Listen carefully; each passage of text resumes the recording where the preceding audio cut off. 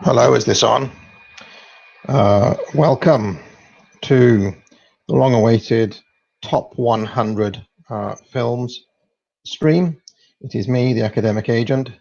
If you're just some kind of random person stumbling along YouTube who's just happened to find this list, I'm usually a politics channel, but I'm currently running what I'm calling my non-politics week. And so on this stream, I will be counting down my top 100 films. And I should be clear what sort of list this is.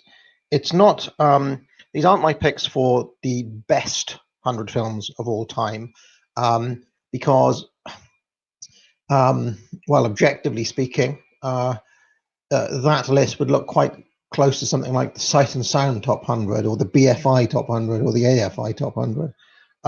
So you don't need me, for example, to tell you that Citizen Kane is a really good film. Rather, this is a list of my 100. People are saying there is boomer sound. What's wrong with the audio? What's wrong with the audio?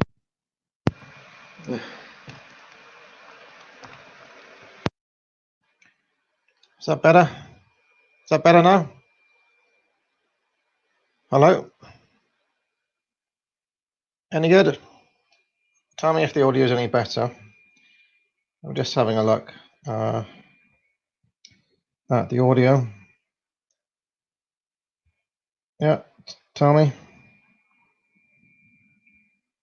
Is it good? Better? Yes. Some people are still saying it's tinny audio. Do you know what? These sorts of things are very irritating to me. Sound like I'm in a tunnel. I think it's because my my mic is my thing is picking up my is not picking up my actual mic, but is picking up the internal mic. So let me try fiddling around with a couple of things. Right.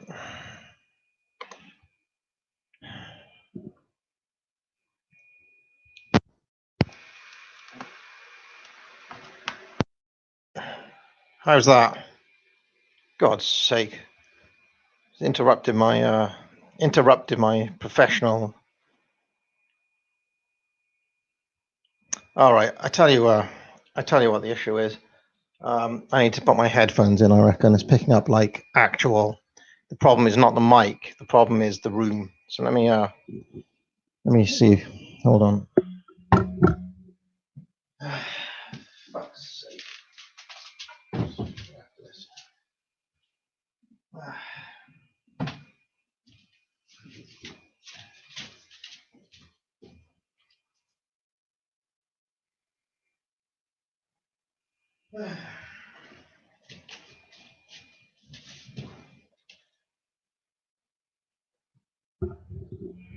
Right, is this any better? God's sake, is it any better? Tell me.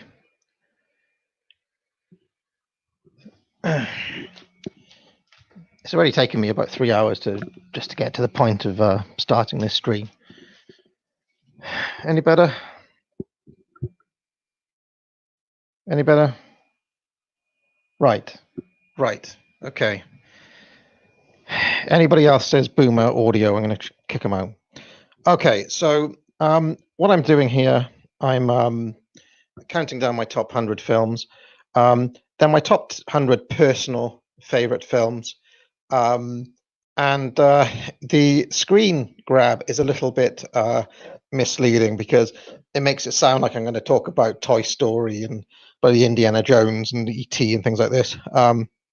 I can already reveal that there's not going to be many kind of uber mainstream films of that nature on the list. What I've done, I have made up this snazzy PDF, and my aim, hopefully everybody can see that. Can you all see this PDF? Yep, you can all see the PDF. Tell me. Can you see me? All right. Yeah, so this, no matter what happens, this list is not going to be like any other. One thing I can guarantee it won't be like any other list on the internet that, as it currently exists. No other top 100 looks like this. I've got a number of interesting criteria here. So you can see I've broken down the top 100 by genre. There is no superhero movies on the list, I discovered. There was only one film that would have even been in contention, and that was Christopher Nolan's Dark Knight. But I've decided that time is actually, I don't know, it's just not top 100 worthy in my view. So it was a good movie, but there were 100 films I wanted to have on the list more. And essentially what I did is I tried to do a comparison of, like, if I was on a desert island, which of these films could I live without, and which ones would I definitely want with me? And on that basis, that's how I picked the list, basically. So I held the two movies together, and I was like, if it was between this and this, what would it be? And then I went to the next one and the next one, and that's how I came up with the entire 100. A couple of these placements actually surprised me a little bit, but I wanted it to be an absolutely honest reflection of my tastes. Now, I will say I've been a film fan for a very long time. I was an obsessive kind of cinephile or film buff for quite a long time before talking here on YouTube, and I have probably seen more films than the average person, although there are gaps in my viewing, as there is for everyone else's. One thing I will say at the outset is that you will see that I have certain tastes, certain things that I like, and certain things that I tend not to like. So, for example, there's no like French New Wave films on this. I don't like films which have extremely slow, ponderous shots which just kind of linger. I understand why the Sight and Sound types like that sort of film, where it's all about the mise en scène and how it looks within the frame and all this sort of stuff. But that I'm looking for other things out of my movies, and hopefully some patterns will emerge as we go forward. So let's move on a little bit, and yep. So you can see of the films, there are 67 one-shots, directors with only one film on the list, 8 films with 2, 8 directors who have 2 films. Sorry, yes, 8 directors who have 2 films apiece. There are 3 directors who have 3 films. There is only 1 director who has 4 films, and there is 1 director who has 5 films in the list. Okay, so let's keep on going. I'm just kind of teasing the audience here as people are coming in. Now, here is my country of origin. This is where the films were made. Quite a lot of American films, as you can imagine. 50 were made in the USA. I think 22 were made in the UK. 22 British movies. 12 were directly made kind of jointly between the USA and the UK. And then you can see the distribution of some of the rest there. So even though I am a fan of world cinema and of films of different languages and things like this, you can see I haven't picked loads of that Renoir is not on the list, for example, or Truffaut or any of 400 Blows or any of this sort of thing. And I also have stayed away from things like Spirit of the Beehive, and this is what I would call like real film buffs. They love this sort of very visual continental type of film, and as you can see, well, as we'll get on to, I'm looking for different things. So let's have a look then at number 100. Now, this was a very late entrance onto the list. I actually watched it 2 nights ago. And it's a comedy film from the late 90s, an American film, where these 2 gentlemen that you can see here, the setup is the guy on the left is called Chad, and the guy on the right is called Howard. Howard is ostensibly Chad's boss in this kind of soulless corporation they work for, but Chad is quite an alpha male. And essentially, as the film starts, I don't want to give away too many spoilers, but the setup of the film, I'll explain. Both Howard and Chad, their love interest, their women left them at the start of the film. And so Chad says, listen, I'm sick of all these women screwing us over all the time. Why don't we find a really vulnerable woman? And basically, we will both, date them, lay out all the starts, try to make this woman fall in love with us. And then when she least expect it, we will both pull the plug at the same time and kind of break her spirit and watch her cry. That is the setup for the entire film. And it is relentlessly dark. I mean, it's ostensibly a comedy, but it's we just watch these two men try to enact this plan that Chad has got. And to make matters worse, the woman that they end up finding is deaf and she can't speak properly. And Chad makes fun of her. He says that she sounds like a dolphin. He calls her a retard and all this sort of stuff. Chad is probably one of the most relentlessly dark and evil characters you will ever find in a film. And I'm actually surprised that it hasn't become, a massive hit with like the MGTOW crowd. That's what I imagine would really enjoy a film like this. But I liked it for its unflinching look at the character of evil. I mean, there's a horrible scene in the film where Chad is just sitting in this office, and there's this young recruit who comes, a young black guy who works there, and Chad's just like, listen, you need balls to get ahead in this game. You need balls, so let's see them. And this young guy is kind of like, what do you mean? He's like, let's see them. And basically, he basically makes this guy end up getting his balls out so he can look at it. It's very unusual, but yes, In the Company of Men, a late entrant and a film that I find it very hard to track down. It doesn't seem like anywhere in the UK is selling this, and I ended up having to go through my university library account to watch this in the end through the library. But I would recommend tracking this film down and watching it. It's so dark, and some people will know about the internet meme, the Chad and the Virgin. I mean, this is basically the Chad and the Virgin as a film, and I'm wondering if the originator of that meme was basing it on the Chad in this film, because he is, I mean, he's horrible, absolutely horrible. Yeah, so that's my number 100. So number 99 is The Purple Rose of Cairo, the only Woody Allen film that made it to my list. Actually, that's not true. I think there's another one there as well. And I really like this film because it's about this woman who's got a really bad relationship with her husband. He beats her up, and the scenes of like domestic violence are quite visceral in the film. And to escape from living with this horrible guy that she's with, she goes to the cinema. She goes and sits alone in the cinema and watches movies. And it's kind of quite, if you're really into films, the whole experience and ritual of going to the cinema in itself is kind of a nice thing, and the film captures that quite well. But then basically what happens, she's watching this film, and one of the characters in the movie starts to like notice her and they start like interacting through the film.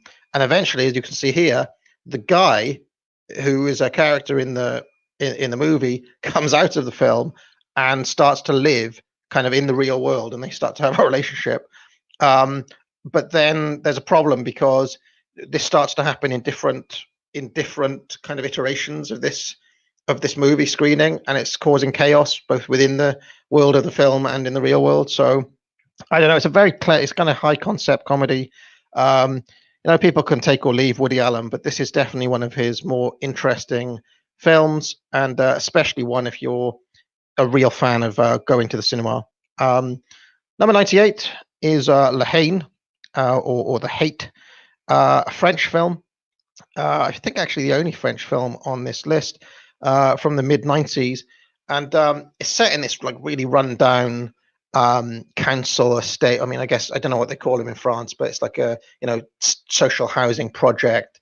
It's like a big tower block, and you have all these people from different races and from different backgrounds, all trying to coexist in this around this kind of concrete jungle. And it's like a tinderbox, the racial tensions, the social tensions. One of the, I mean, it's such a gritty, hard-hitting film. It was kind of a big, like a critical hit at the time. I think in the mid-90s there, but kind of interesting from a political point of view. Watching that film, that was 1995. I can only imagine what the situation in some of those places in France is now. So, yeah, Lahain. And people sending super chats and things. What I'm going to do is I'm going to. I can see the live chat. I've learned from my mistakes. I've got the iPad open so I can see normal comments. But in terms of reading super chats, I'll stop after every 10, read the super chats, and then I'll do it like that. Otherwise, we're never going to get through this list. All right. So number 98, Lahain. Very good film. If anybody's seen any of these movies, this is the sort of thing that you can tell me about. If you haven't, this is the whole point of the list. You can check them out and maybe see if you can appreciate why I like them so much. So Lahain, very good film, and a very very honest, kind of unflinching film as well, which I actually wonder I sometimes wonder if a film like this would be made today in the current climate, where I'd imagine the issues have got a lot worse since 1995 in a place like France. So yeah, and in fact, whenever I think of France, this movie has such an impact on me that whenever I think of social and political issues in places like Paris, I think of this film first and foremost. So let's keep on going. Number 97 is Drive, the Nicholas Winding Refn movie, starring kind of Iceman Ryan Gosling. I actually watched this last night because I wasn't sure whether I should include it or not. I told the story on Twitter that I saw this with one of my best buddies. He'd come over and we went to the cinema and we watched Drive together.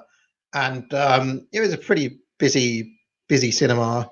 And from about an hour in to the end of the film, so I'd say the last half hour of the movie, we were both almost in tears, laughing at the gratuitous and incredible acts of violence that happen in this film.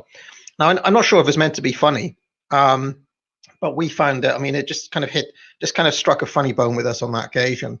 And one of the reasons is that the shifts of tone and violence in this film are very sudden and they're very kind of random. But there are other reasons to like this film as well. The whole aesthetic. I mean, I was talking to some people on Twitter about this last night. The that whole like synthwave outrun kind of vibe.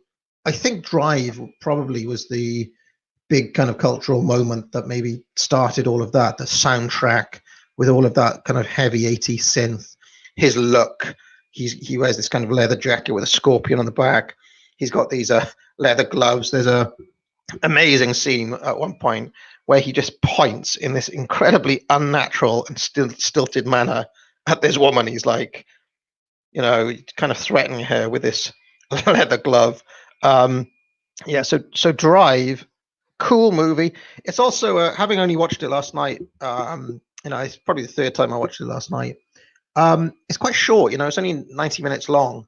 And it's nice sometimes just to have a film that's done and dusted in an hour and a half. And yeah, it's cool. Very good film. So Drive. Now, I did go through a whole period where I thought Drive was probably a terrible film. And that probably is still, the jury's still out on like how good it actually is. But I really enjoy the kind of, it's a case of style over substance sometimes, and just kind of immerse yourself in the glossy surfaces of the thing. And also, like, Ryan Gosling is this is a very different type of masculine character. I mean, he's almost doesn't talk very much. It's almost like autistic at times. but it's interesting seeing that put on screen. Yes, he reminded me at times last night actually of sometimes when you play an RPG like Zelda or something, and the character doesn't talk. He's a bit like that as well. There are several moments where other people try to say something to him, and he just looks at them, doesn't talk. I kind of like that as well. Makes for, I don't know, something strangely stilted and awkward about the whole thing, which I like. So let's keep on going on. Number 96, Straw Dogs, directed by Sam Peckinpah, 1971. One of the reasons I like this film, this is an incredibly dark film, I'd say. Dustin Hoffman's character is, I can't remember, he's like a maths professor or a maths teacher or something like that. But he's essentially like your stereotypical American liberal. He's like a New York Democrat, and he's got all of those socially progressive views, shall we say. And they moved to England and they settled down in this. I can't remember whether they're in Devon or somewhere. Ruber in the chat will remember probably where they settled down. Basically, what happens is over the course of this film, several things happen to this guy that causes him to question all of his previous liberal assumptions. And by the end of the film, he breaks, and you can see him here grabbing the gun. Now, one of the things that Straw Dogs is very famous for, and one of the reasons in this list, now, I don't condone any of this, obviously, but I just find it interesting, is that there's a rape scene in the film in which, and this is not too much of a spoiler, because I think probably even says it on the back of the DVD, it's that famous. His wife in the film is raped. But in the way that it's acted and the way it's shot and the way it's depicted in the film, there's this kind of there's this hint, there's a suggestion that she actually enjoys the rape, which is obviously very problematic, as leftists would say, for all sorts of reasons. But it's this kind of, we see this guy really like, all his fundamental beliefs are shot up by the hard reality of what's happening, and then there's this kind of extra element in with the mix. So I like Straw Dogs. I like its brutality. I like its unflinchingness, and I like the fact that it's the sort of film that I'd imagine has been I can't imagine a modern Guardian critic enjoying Straw Dogs. They probably say it's reactionary or but bad for some reason. And films like that, I think, probably get under the skin in a way that more politically correct fare do not. So, Straw Dogs. Yes, I would strongly recommend that one. Number 95 is Sideways, comedy from early 2000s. Now, what I like about this film is its bleak tone. There's this guy, he really likes wine, and I seem to remember that he's been storing this wine that he wants to drink all the way through the film. And they go on this like a kind of buddy movie, and but it's got scenes of unbelievable darkness strewn in. I remember there's one scene where there's this like actual cuckoldry goes on, where this guy's wife is getting banged, and you hear him say, "Oh yeah, you love it, don't you?" All this sort of stuff. Really, really, for a film that was fairly mainstream in 2004, I'd say it was, it would have been on in magazines and things back then, and reviewed in all the usual places, and maybe even given a couple of awards or nominations. Sideways got to places that you don't often see, so it's kind of like a sleeper. I also really like the kind of somber, the kind of bittersweet, almost kind of devastating ending of the film, which is so. I mean, well, I don't want to give away any spoilers, but yeah. So Sideways this year for all of that. I like its. I like the fact that it goes to places that a lot of other films wouldn't go. and I like the fact that we're seeing this guy's kind of black internal misery, but at the same time, there's also this kind of sheen that all of his problems are completely first world, self-indulgent, middle class. They're not like, so he's got problems, but they're also these kind of first world things, but you still feel them as well. So yeah, I like Sideways for all of those reasons. Let's keep on going. Number 94, 10 Rillington Place. This is a thriller that looks at a famous real life serial killer, starring Richard Attenborough. And for the people who know Richard Attenborough from other films, later in life, he was Santa Claus, and he was, the nice kind of, was he a scientist or something in Jurassic Park? I seem to remember. This film will come as a shock because Richard Attenborough is terrifying as this kind of quiet serial killer. One of the things I really like about it is that you get a kind of sense of the mundane. This guy seems like a boring, normal guy, yet he's also this obsessive, sick serial killer. And there's not many films, I think, that get inside the mind. I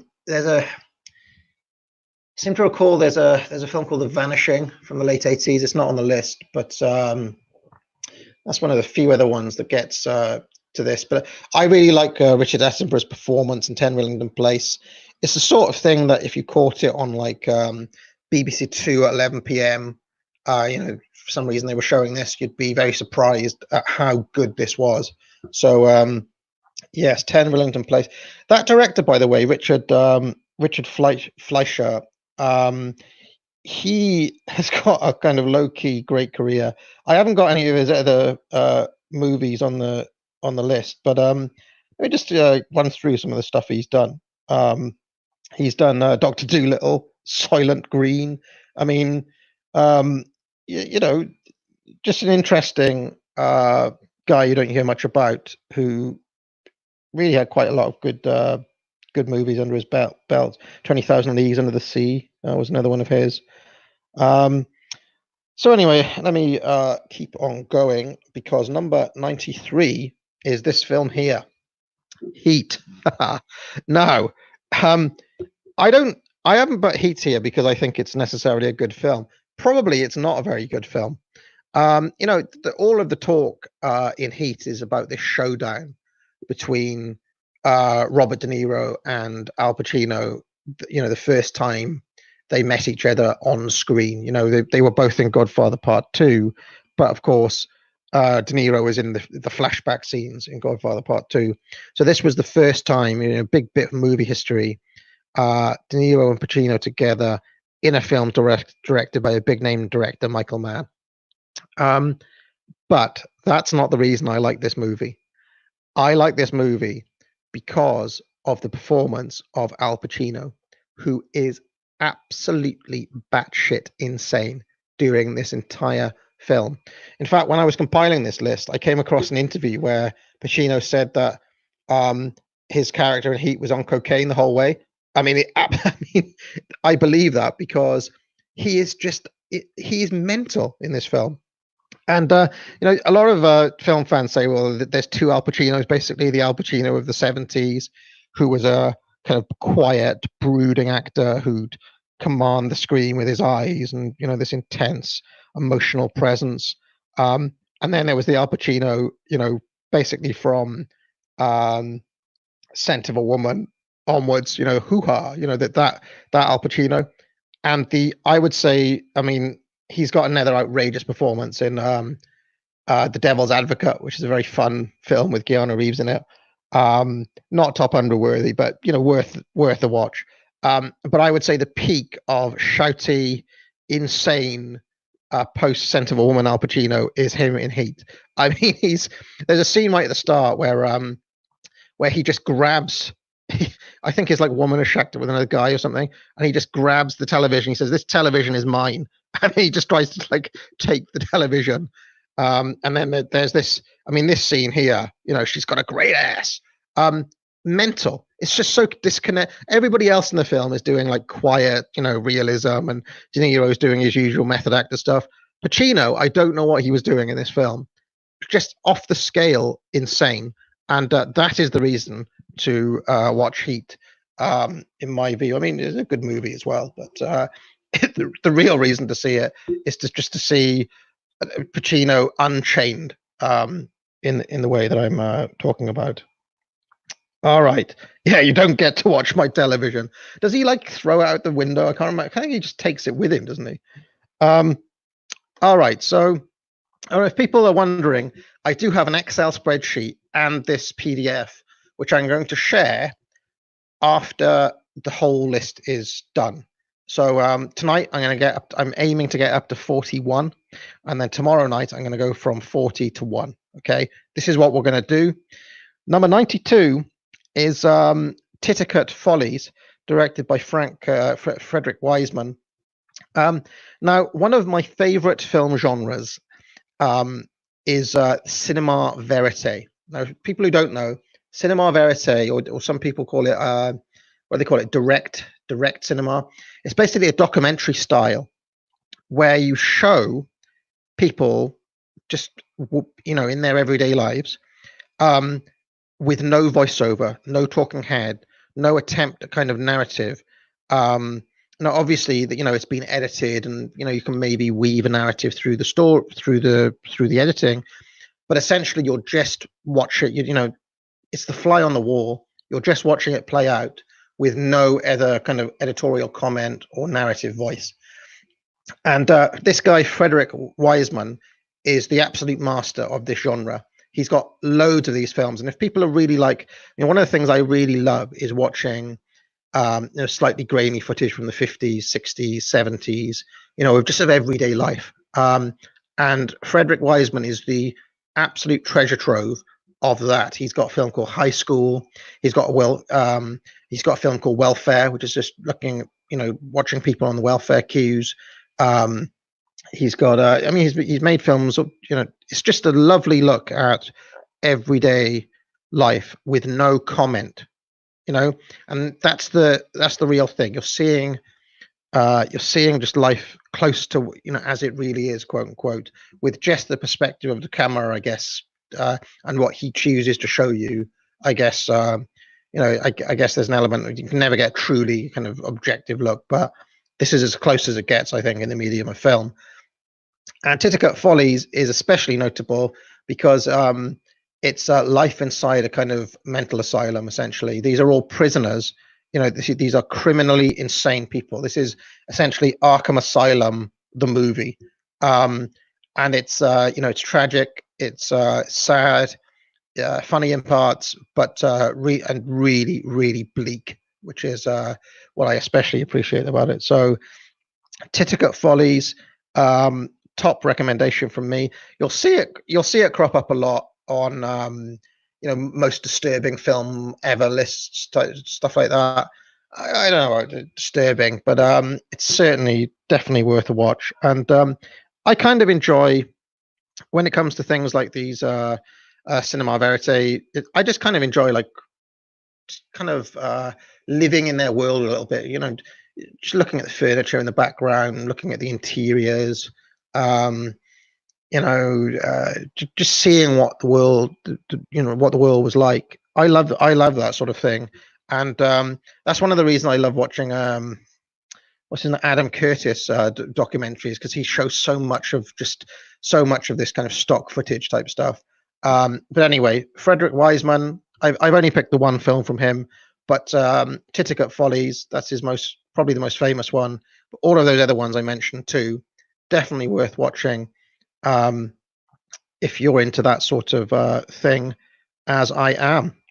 And a final one before I pause for super chats here, and that is number 91, Suspiria, the Dario Argento classic.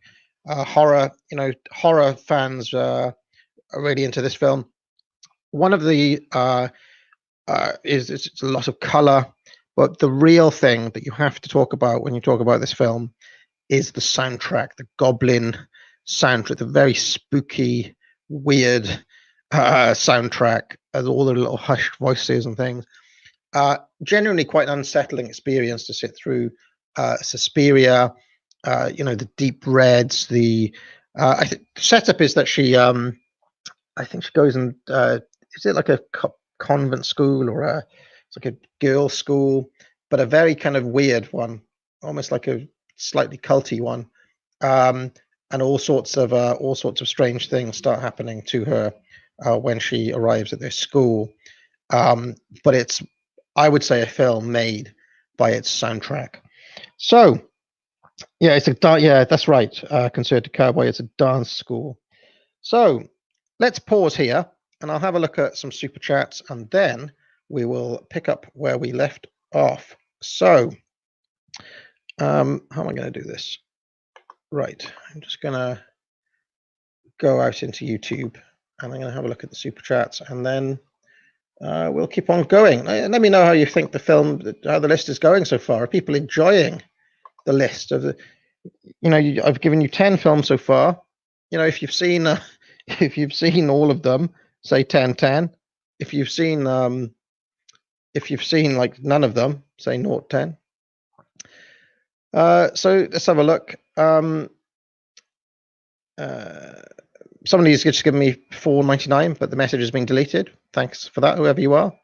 Jack says, if Goodfellas is on the list, AA is cancelled. All right. Well, keep an eye out. The Wooster says, now that Fuentes has fully endorsed Cat Boys, woo-woo, are they considered part of the greater right-wing tradition, AA? Is it right-wing approved debauchery? I'm afraid I don't know what Cat Boys is. I'm afraid. Is that the recent Cats movie? I have no idea. But yes. Oh yeah. Actually, I did see that. Sorry, I did see that. I know what you mean now. I saw it on Twitter. I mean, I think the whole Groiper thing. Yeah, it was a flash in the pan, wasn't it? Hinchter says, "Congratulations on the new baby, amazing." And there, I thought you were a queer. Bravo. No. Thank you very much. I can't say I've slept a lot, but other than that, it's been a joy. Chris Primer says, watch Double Down by Neil Breen. It will change your life. Okay, that's one I haven't seen, so there you go, recommendation from Chris Primer. Greed the Avaricious says, after your food pronouncements, here are mine. The 5 core items on any shopping list should be flour, pork, raisins, turnips, and leeks. This should then be accompanied by butter, lard, and sage. Well, the problem with that plan, Greed the Avaricious, is that how often do you really need to buy flour? Once you bought flour once, you're not going to need flour next week and the week after, are you? So there goes that idea. Sol Invictus, out of context, AA. I love this film because the visceral domestic abuse. Yep. Son of Tiamat says, are you sub to Rob Ager? His film analyses are a must. No, I haven't subbed to him. I don't know who he is, but I will check him out. I've got a friend called Sly Sneak who subs to a lot of film channels, so maybe I'll see if he's subbed to him. My Philosopher says, I'm guessing Bitter Moon will be on the list. Well, I'm afraid to say, Moith, you are not correct. Bitter Moon is not on the list, even though it is a very good film. So, with all that said, let us carry on. Where were we? So number 90. Number 90 is PunchDrunk Love, directed by Paul Thomas Anderson. And as I said on Twitter before I came here, there is one Adam Sandler film on the list, and it is PunchDrunk Love. Now, I'm a big fan of Paul Thomas Anderson. I think he's made a lot of excellent films. And this was the one that got a lot of people's attention. It was also probably the one movie where people said, "Oh, Adam Sandler, if he just chose his roles a bit better, could be a serious actor here." He was hinting at possibly having like that kind of slightly Jim Carrey. Oh, is he going to do slightly more straight roles now?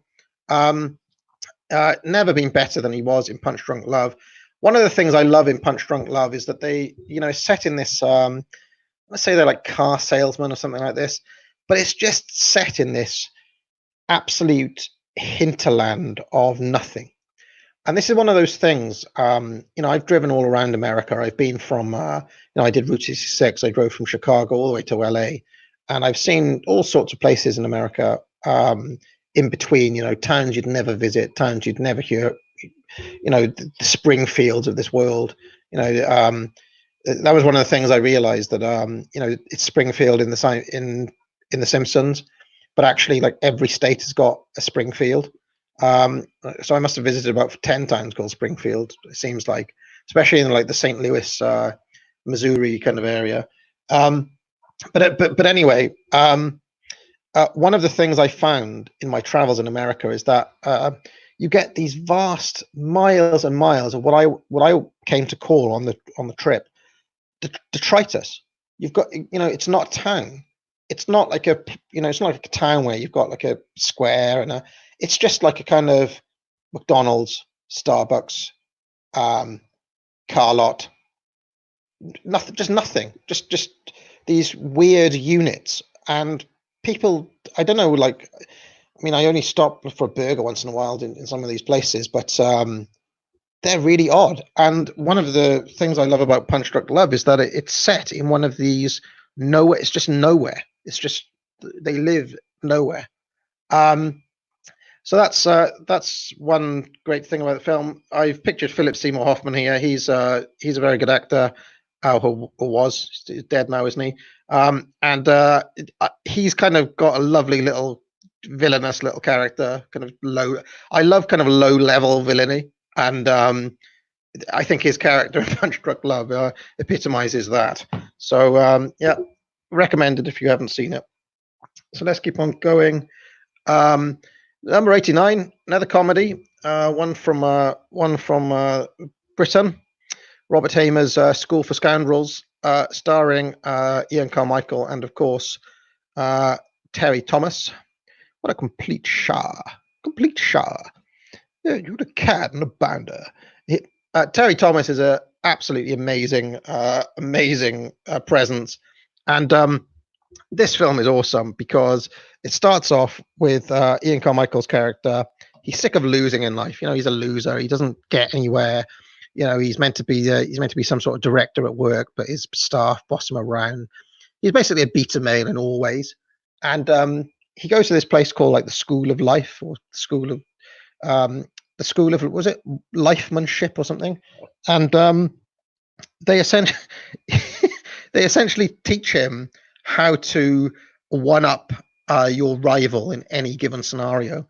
And it's a great film because obviously this Terry Thomas character has already been to this school, and he basically one-ups our hero in every single, we follow this guy and he gets ripped off wherever he goes. He gets lied to, he gets made to look like a cuck in front of this woman. Terry Thomas basically kind of steals his date, beats him at tennis, or basically he basically just humiliates this guy for the first half of the film. And then the second half is after he's like learned his lessons in the school, watching him get his own back on the Terry Thomas character with hilarious consequences. So School for Scoundrels, amazing film, highly recommended for anyone. And what I like about it as well, and you'll see this as a common theme, is it's unapologetic masculinity. It's so obvious that this is just what men are like, and this school. And, there's a couple of little moralizing bits at the end, I suppose, but it's yeah, definitely recommended. Number 88, kind of a subversive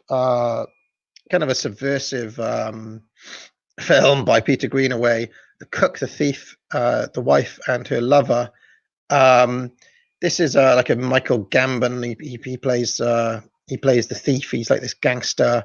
He owns this very gaudy restaurant. And it's kind of interesting because the whole restaurant is almost like in this kind of empty studio, and it's got this weird green, like blue lighting. But it's an interesting film. It's got scenes of absolute depravity in it, I would say. Clearly, this guy has got a lot of issues. I don't exactly know what it's trying to say. It's a very dark film. explores also. He's got hang-ups. He's got the sexual kind of perversions. She's obviously really unhappy with him. She ends up sleeping with this other guy, and all the way through it, he's gorging on this kind of decadent, decaying feast of different things. And I don't want to tell you what happens. I don't want to give away spoilers, but there's a famous denouement, shall we say, that is not for the faint of heart. So let's keep on going. Another kind of an artier film, I would say. This one, but definitely kind of like a hidden gem. Sometimes the arty films are quite good. So number 87 is Whiplash from 2014. Now, anybody who watches this channel will know that I like watching. Or I wouldn't say I like, but I have said that there is that bullying has some sort of social utility, and Whiplash is just a relentless. I mean, this guy, he's instructing this young chap here to play the drums, but he's basically a tyrant. He's basically a fascist, and just seeing seeing him grind down the young guy, seeing him over the psychological breakdown of his mark, of his victim, if you want, is quite thrilling to watch, I would say. So Whiplash, one of the better films of the past decade, really, that I can remember. 2014, 2015 was really, that was, I would say, after 2014, I can't remember too many great films, but Whiplash was probably one of the last times where really interesting films were being made, where I'd still bother to watch the Oscars, for example, because of a film like Whiplash potentially cropping up. That doesn't seem to happen as much these days. So there we go. But yes, if you get I don't know, I really like there's something visceral about watching the intense bullying in this film. So let's keep on going. Number 86, Warriors come out to play. Now, I haven't got a clue what the Warriors is meant to be trying to say. If it's any good, if the film is just, I mean, it's absolutely ridiculous, to be honest. The Warriors, and this character in particular is, I mean, you've probably all seen the meme. You've probably at least seen a clip of this. What I really like about the Warriors is that it reminds me of all of those. In the 80s, we played arcade games, and they'd often be set in like the slums of New York. One of the ones that I remember was Final Fight. You'd play Hagar, the mayor of New York, or his friend Guy or Cody, and you'd go through like beating up punks, and there'd be graffiti on the wall, and you'd go in the subway and pick up a chain or a pipe, or if you look at the first Street Fighter film, not the first Street Fighter game, for example, it also had this kind of, Capcom in their films seem to really in their games seem to really like this idea of the kind of slum, the burning bin. You saw a lot of this stuff in 80s New York depictions. The Warrior is basically that as a film for however long it runs for. The whole thing is just that. It's almost like just watching Final Fight or something. So yep, the Warriors, yep, very good. Yeah, Streets of Rage, that's another good one. Yeah. Number 85 is The French Connection. William Friedkin, of course, more famous for directing The Exorcist, which I did not put on the list, but which is a great film as well. A really good film, obviously.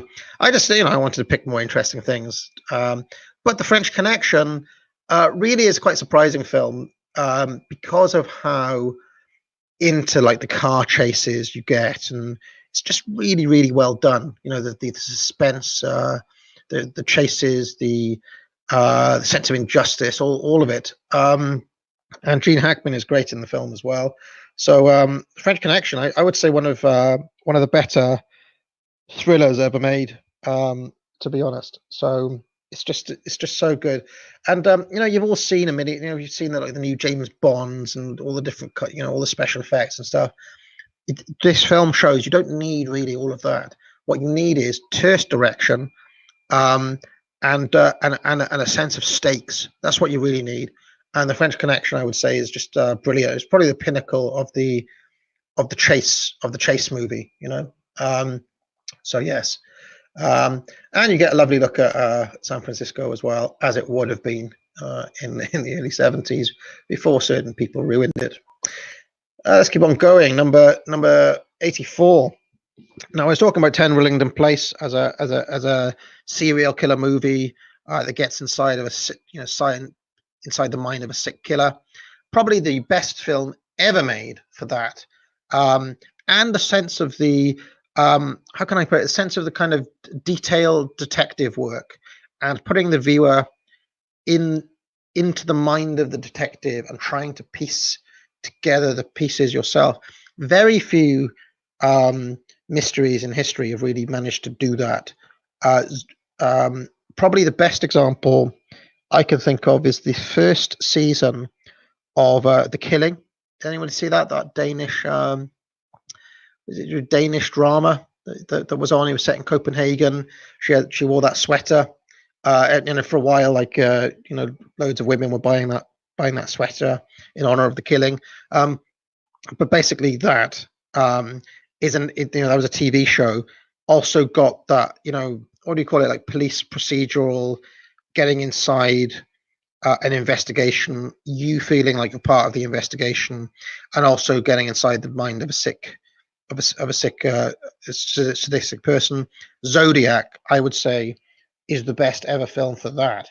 Now, David Fincher is an interesting guy because I've actually gone off a lot of his other films. Like I used to like Seven and Fight Club. Neither of them made the list on this occasion.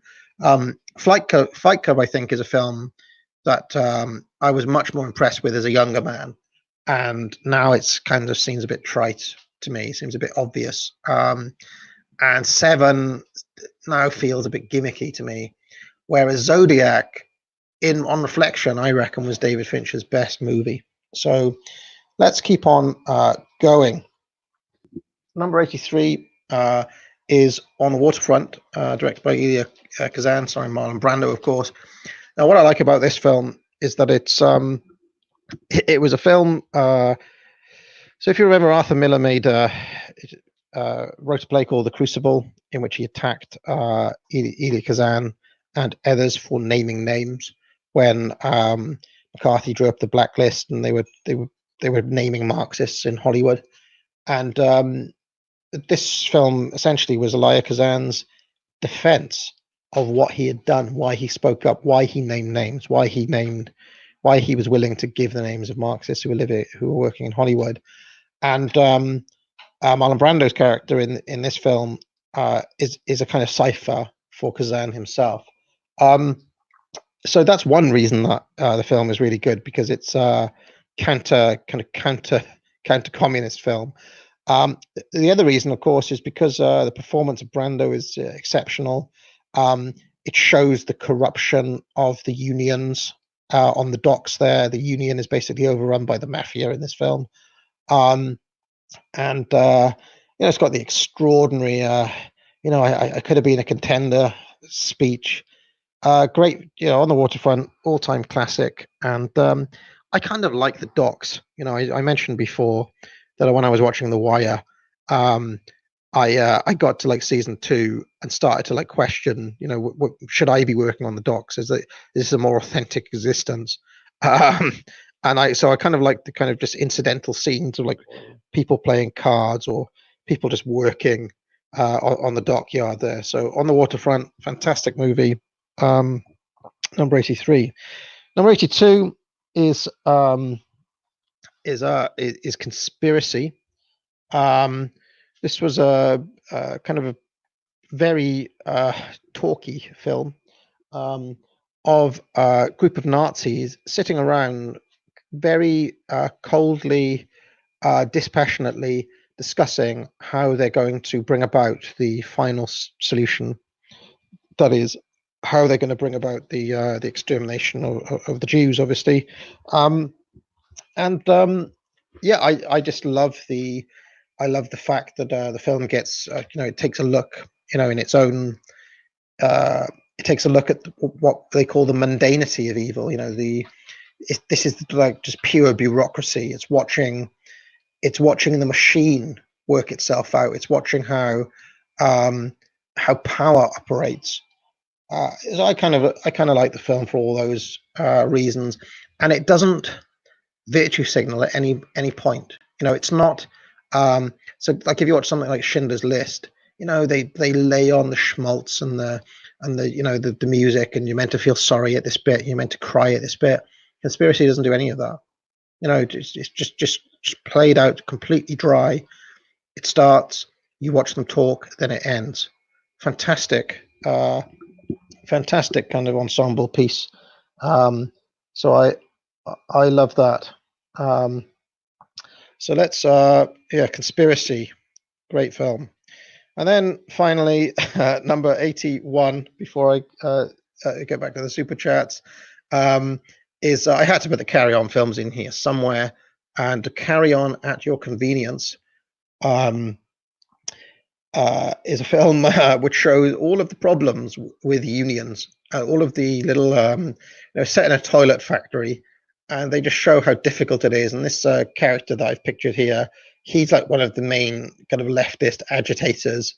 I seem to remember that the Carry On, this particular Carry On was one of the few films that didn't make a return at the box office, and caused a bit of controversy at the time because they went against the unions at a time where all of this was very topical.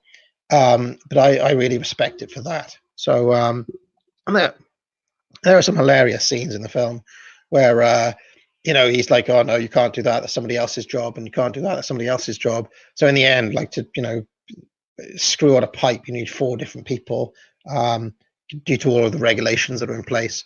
It basically shows you all of the things that Henry Hazlitt's Economics in One Lesson points out. So let's just have a quick look at super chats, and then I'll get back to the list. JS says Zizek's favorite film is The Fountainhead by Anne, based on the Ayn Rand novel. Is it really? That's very interesting.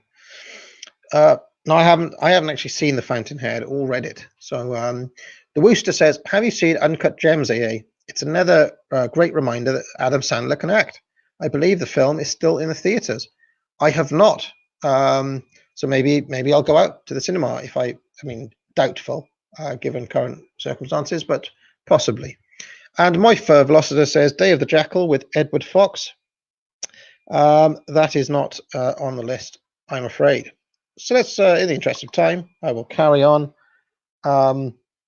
So let's keep on going. Number 80 is Harry Brown. Now, this is a fantastic film, and for some people in the chat, it's a low-key reactionary film as well. It was praised by the Daily Mail, for example, here in the UK, and I think they said something like, finally, a film that really matters. And basically, it's this old white guy, Harry Brown, who has seen his local community go to rack and ruin, as first of all, it was a council estate, and then various immigrants have moved in, and there are drug dealers, and basically, like, everybody's a scumbag. And eventually, Harry Brown, I think he gets beaten up or something by some youth, and he just snaps, and he gets a shotgun, and he goes kind of full Dirty Harry. I haven't put Death Wish or Dirty Harry on the list, even though they're famous kind of reactionary films, because I think Harry Brown, maybe it's because of the relocation to the gritty British setting, or Kane's performance, but I think Harry Brown is the ultimate in that sort of movie. Okay. So yes, I would strongly recommend Harry Brown. Now, I think Harry Brown would not get, only 10 years ago, I'm not sure if Harry Brown would be made today. And I think Michael Caine had a lot of guts for starring in the movie, big a star as he was. And don't forget, he was doing like Batman films around this time. And in the middle of it all, he just starred in this kind of low-key, gritty revenge movie. So a vigilante movie, basically. So yeah, Harry Brown, a great hidden gem there for people. And I'm pretty sure The Guardian would have hated it. Number 79, Big Trouble in Little China. I watched this film a lot when I was a kid. Ton of fun. Again, you get to see bits of San Francisco and things. John Carpenter, famous for other movies like what did he do? The Thing. I want to say, did he do American Werewolf in London? Was that him as well? Oh no, I always get confused between John Carpenter and John Landis. John Landis did American Werewolf, but anyway, one of the reasons to watch this film is for the performance of Kurt Russell, great underappreciated, insane 80s actor, Kurt Russell. He is just so. I mean, it's a pastiche of machismo, but it's a hilarious performance.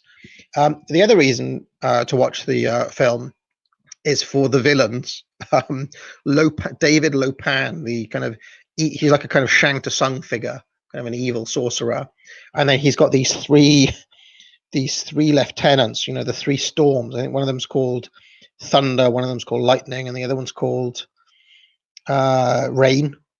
And Lightning can do lightning. Storm can kind of puff himself up, and the Rain guy is like a swords, just a kind of finesse swords guy. I love that. I love the fact that they all look like Raiden from Mortal Kombat, and in fact, probably Mortal Kombat, I reckon, was low key based on the characters in Big Trouble in Little China. Great movie, and yeah, I've put it there. It's kind of a sentimental pick, but a ton of fun, just a ton of fun. Now, less fun is my 78th pick here, which is Dogville, the Lars von Trier film, which stars, of all people, Nicole Kidman in an unexpected film. And I think it's set in this kind of little town in, I want to say they're in Colorado, something like that. And she gets involved with some like gangsters and things. But one of the setups of the film is that there are no buildings.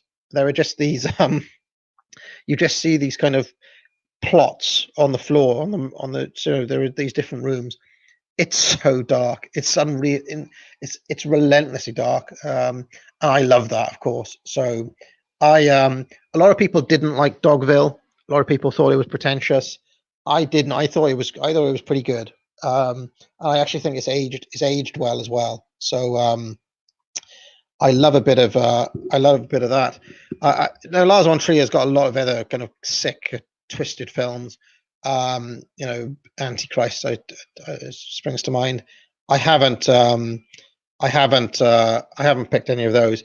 I did like Dogville though. I can see a lot of people don't like that, but still, Dogville, especially if you want to challenge yourself a little bit. You need to challenge yourself. Can't always be having fun. So speaking of darkness, number 77 is, I mean, it's a very unsettling horror film. I mean, I don't want to give away the ending, and I won't, but I would say it has some of the bleakest and darkest and most disturbing scenes in movie history. And one of the things I really like about Kill List is that it's got this incredibly claustrophobic, almost suffocating atmosphere from the start. You feel like you feel uneasy, and at the start of the film, nothing's happening. You're just watching people have a conversation. Maybe they muffle the sound a little bit. Maybe it feels like you're in a pressure cooker, and it builds as you go on. Incredibly effective film, and I was wondering what happened to this director, Ben Wheatley, but it just seemed like he didn't really do anything else after this. But Kill List was really quite a disturbing film, one that stayed with me since I watched it back in 2011. It's not the sort of film that you'd want to. I mean, I don't find myself wanting to watch it again just because it's so dark, and especially right now. I wouldn't watch it at the moment because it would probably be too much for me. But yeah, it's just brutal, absolutely brutal. So let's keep on going, folks. So you can't all be darkness. So number 76, I've picked The Princess Bride. Fantastic film, kind of loving send up of the adventure, of the old-fashioned fantasy adventure. These three characters here are absolutely fantastic. There's Andre the Giant, of course, and chap in the middle, inconceivable, and the the guy who's looking for revenge. You kill my father. Yeah, I mean, there's nothing else to say. One of the things people forget about The Princess Bride, of course, is the Columbo, isn't it, Brandon? The actor who plays Columbo. He's like the guy who's reading. He's reading a storybook. Just a fantastic film.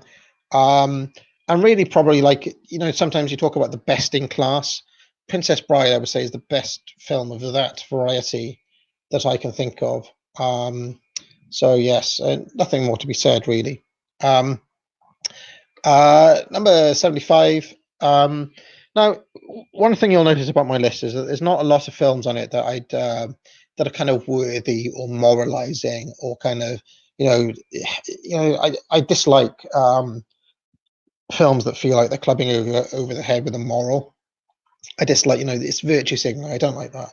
But 12 Angry Men, I wouldn't say it is kind of preachy in that way, but it does have quite an important lesson in it, which is the danger of confirmation bias. The 12 Angry Men are 12. One of them is absolutely convinced that the guy is guilty. Initially, all of them are, and over the course of the film,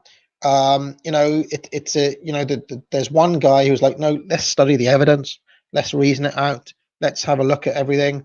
The other guy's just driven purely by emotion, and I think it's just a lovely playing out of Daniel Kahneman's Thinking Fast and Slow, or Jonathan Haidt's A Righteous Mind, over the course of a film. And because of that, there's a lot of great insights along the way in 12 Angry Men. So I think it's a film that's stood the test. And I don't think it's necessarily, you think of Sidney Lumet as, maybe he's a slightly lefty director, social justice and all that stuff. But I think when it comes to 12 Angry Men, these are really principles that I think anybody would want to, or it's justice. It's true justice. It's what any of us would want. So yes, 12 Angry Men, very important and good film, and it's something that's probably needed to be shown more around remember when the whole Me Too thing was happening. It's a film like 12 Angry Men really is what you need to be showing to the film. Remake it with women, and maybe the feminists will watch it. Now, 74, another fantastic film. It's a martial arts movie. Probably the best martial arts you'll ever see anywhere is in this film, Ip Man. One of the reasons I really like this film is that it is strict. I mean, it is unapologetically masculine. It is unapologetically traditional. It is unapologetically nationalist. It's all of these things. And it's a reminder of sometimes you don't need to subvert anything. You don't need to play it like this. This film plays it completely straight all the way through. Ip Man is just he's a uncomplicated. He just does the right thing. You can root for him, and the fights are amazing all the way through. So yeah, absolutely amazing film. Everybody needs to watch it at least once, if only to watch the combat sequences. But I dug the movie as well. It made me cry in a couple of places. So yeah, I'd strongly recommend It Man. And number 73 is Love, Honor, and Obey from 2000. Now, there was a lot of these British gangster flicks that came out. Most of you guys will probably know the Guy Ritchie ones, Snatch, or Lock, Stock, and Two Smoking Barrels was another one.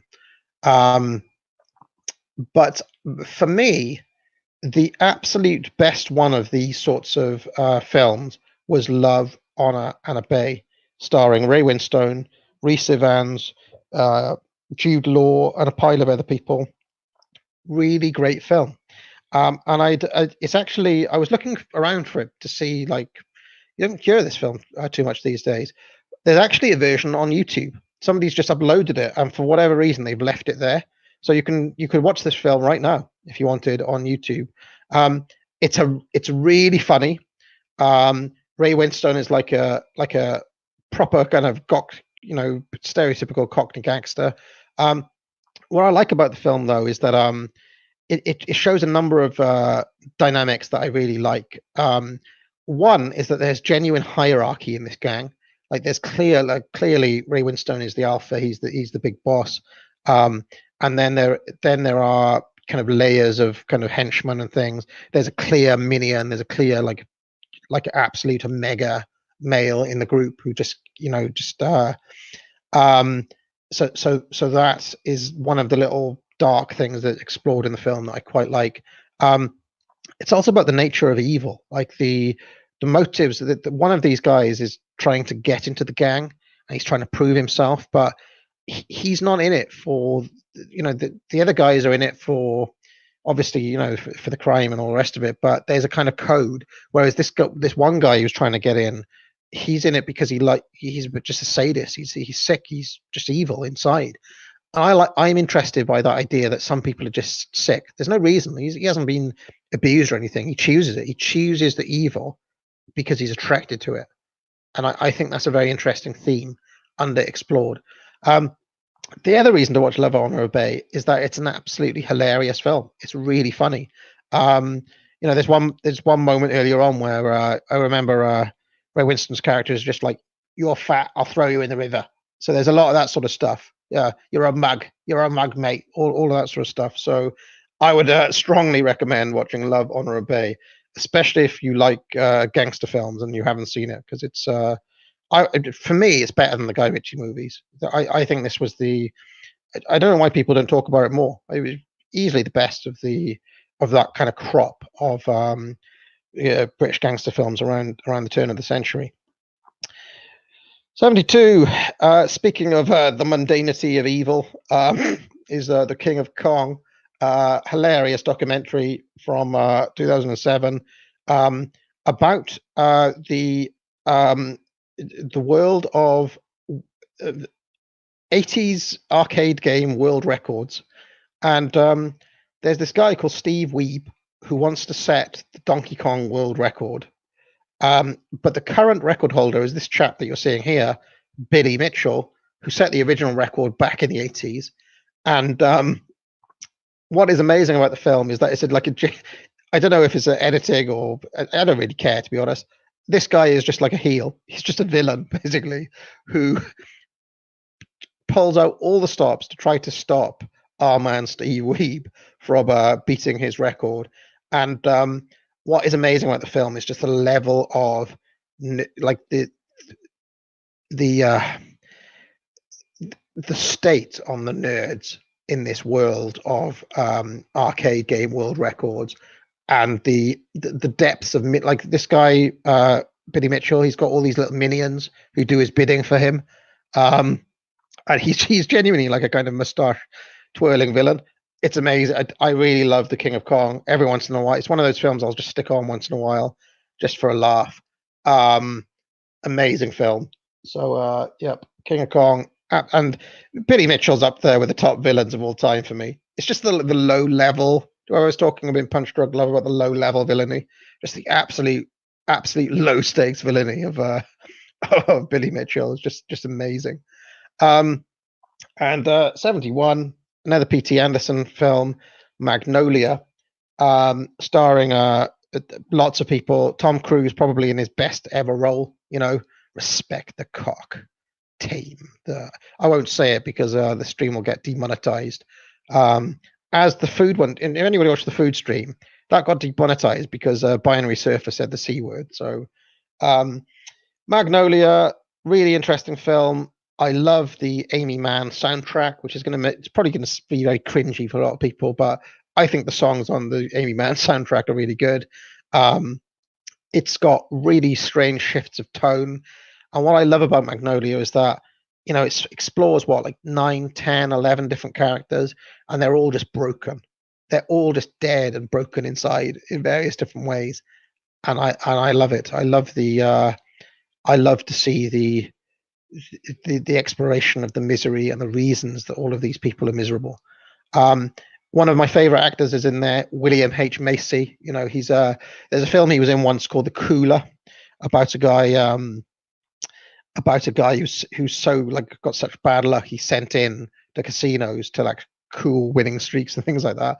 But anyway, William H. Macy in this film, and he plays I seem to remember his character was somebody who used to be really good at quiz games when he was little, won a lot of TV quiz shows, but now he's lost it and he's just just nothing. Philip Seymour Hoffman's in the film.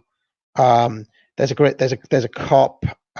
What's the name of that actor? It's just I really like Magnolia. Now a lot of people say it's a little bit too long. It's a little bit overblown. It's possibly a bit pretentious. Yes, to all of those things. There are frogs. But I actually like what it's trying to do. The character studies that you get in the film are worth watching, and it's just worth watching for Tom Cruise's storyline alone. So let's keep on going. Now, regular viewers to this channel may not like me picking a film from the Soviet Union, but I've decided to go with Man with a Movie Camera from 1929. I think one of the oldest films on the list. But if you haven't seen this, this is, the setup of this film. There's a man, he's got a movie camera, and he wants to just see everyday life in Russia, basically. There's so much vibrance and vitality in the way that it's edited, in the way that it's cut, in just and all you're watching is kind of people getting on the train or people just going about their life. It's a great film, despite the fact that it was made in the Soviet Union. Really one of the best films ever made, I would say. Amazing visuals, just absolutely sensational. I want to say there's a movie that there's a version of it where they've kind of redone the soundtrack a little bit, and I think that's the one to track down. I can't remember the name of the soundtrack, but there's an alternative soundtrack version, and that's the one that I would recommend watching if you can. So, Man with a Movie Camera, fantastic film. Number 68, another one of these. It's probably the film that started, that whole trend of the Guy Ritchie movie off. Is Trainspotting. Just a fantastic film. So much fun. So many memorable scenes. Banging soundtrack. A look at really kind of scummy area of Scotland. Begbie, memorable character. I don't know what else I could say about Trainspotting. Disturbing look at drug culture, I suppose. Well, just a great film, and I would say captured the zeitgeist of the mid '90s quite well. Time capsule movie of Britain in the '90s,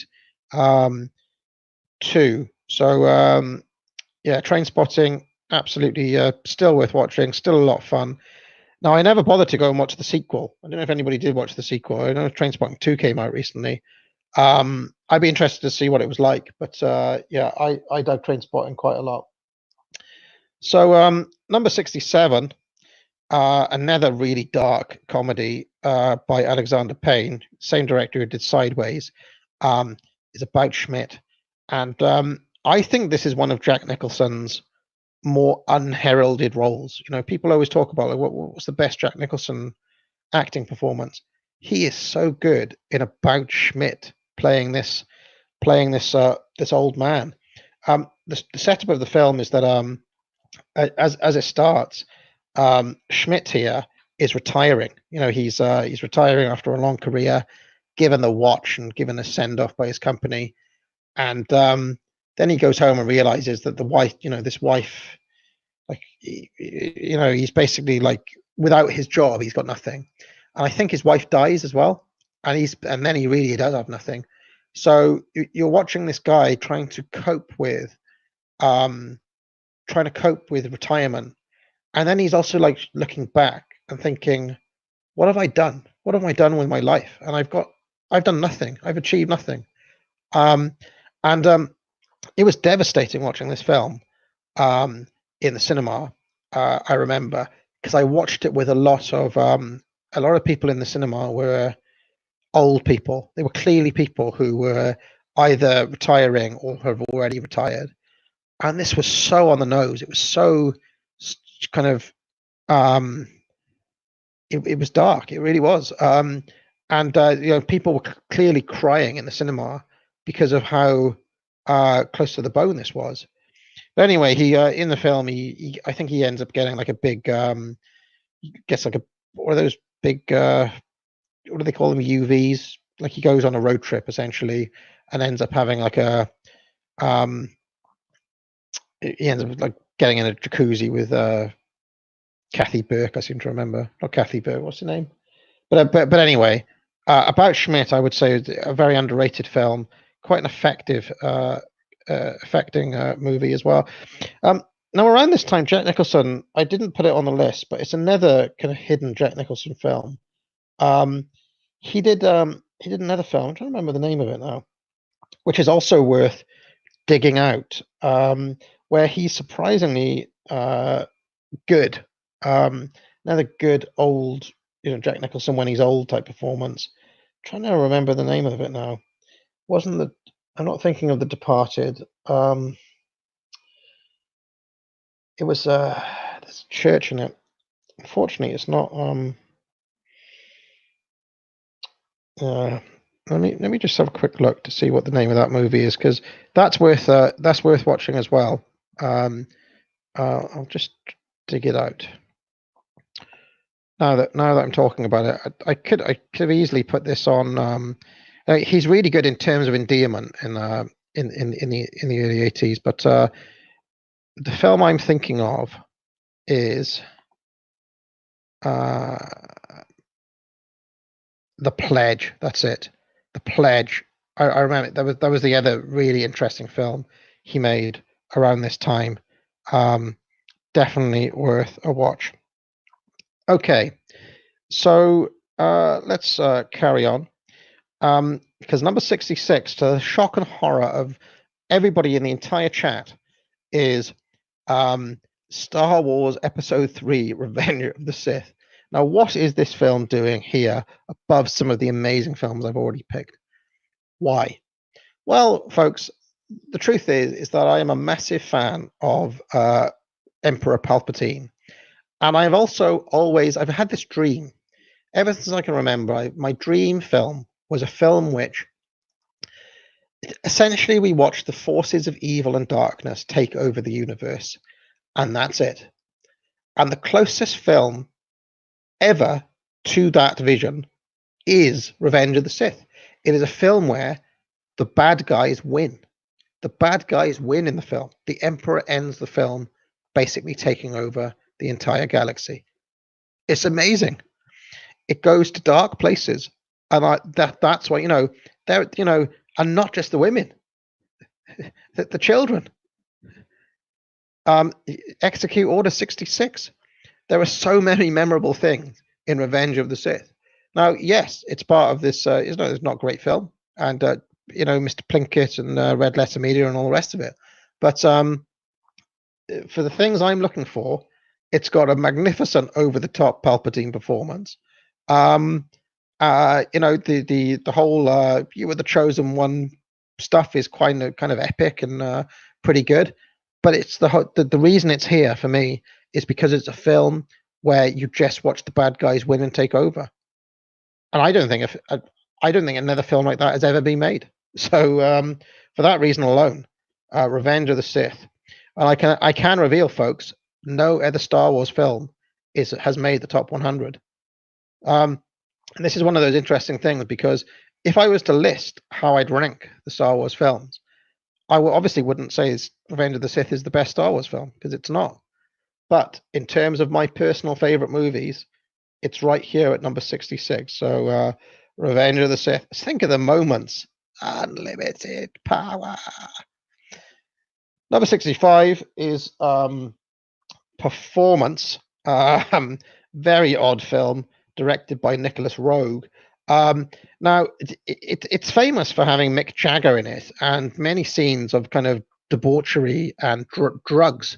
There's a lot of kind of hippiness in the film, but I love it for this chap here, the guy with the glasses, and he's like this kind of London Jewish gangster. I just love the gang in Performance, and it's kind of it's almost like watching a dream sometimes. It's such a strange film, and it's got that kind of fish lens, and you're not sure if this guy's is this real? Is this guy a cartoon? The performance is amazing. Now I went to see Performance in a special screening once in Richmond upon Thames in the Riverside Arts Cinema, and the group of people I was with, they did not like the movie, and they walked out in the middle of it. Everybody walked out of the film, much to my horror, because I wanted to watch the end of it. So for a long time, I didn't watch all of Performance because everybody walked out agreeing that they thought it was awful. I think it's a really interesting film, not just for the awesomeness of this gang. I mean, that's the main reason, but also for the stuff with Mick Jagger and all the rest of it. So yeah. Now, many people will know Nicholas Roeg for the horror film Don't Look Now. I'm actually a bit of a contrarian on that. I don't see what the fuss is about with that movie. I actively dislike it. I dislike the milky kind of sex scenes in Don't Look Now, which makes me a pariah in certain horror kind of.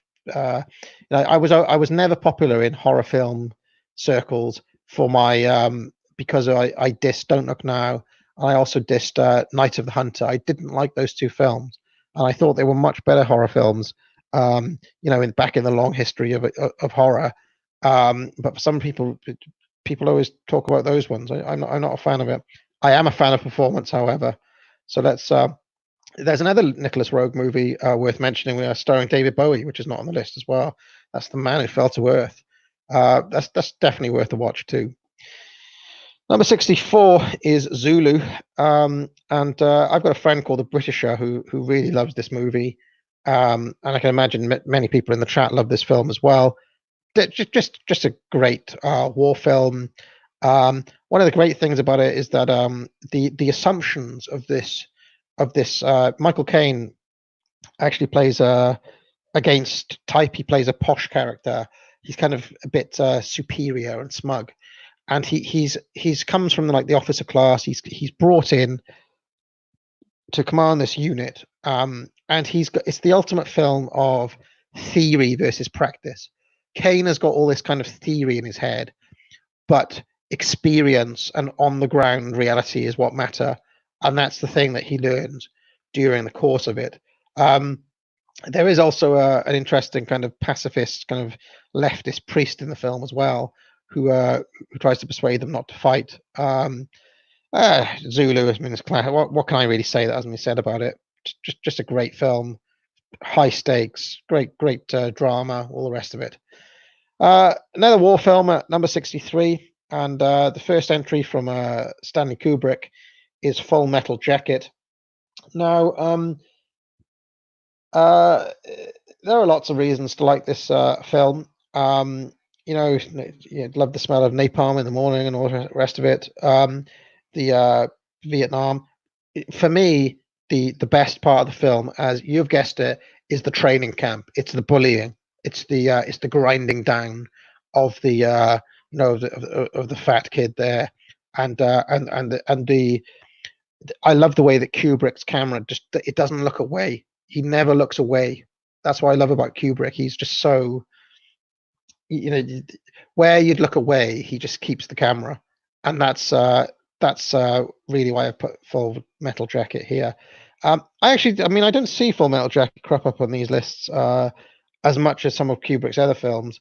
I think it's pretty good, obviously, because I've put it here. So yes, yes, it's the whole private private pile sequence. That's what I really like.